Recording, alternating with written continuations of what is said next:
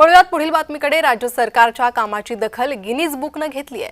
तर कृषी सौर पंप लावण्यात राज्य सरकारने विश्वविक्रम केलेला आहे। एका तासात तब्बल 40,000हून अधिक सौर पंप बसवले।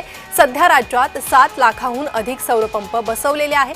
या योजनेचा शेतकऱ्यांना बंपर फायदा घेतला। तब्बल 25 वर्ष मोफत वीज या योजनेतून मिळेल, तर वीज बिलात 3% बचत होईल। मुख्यमंत्री देवेंद्र फडणवीसांना प्रशस्ती पत्र बहाल करण्यात आलेलं आहे। या विश्वविक्रमाचं राज्य सरकारचा हा विश्वविक्रम सौर पंप लावण्यात राज्य सरकारने विश्वविक्रम केलेला आहे।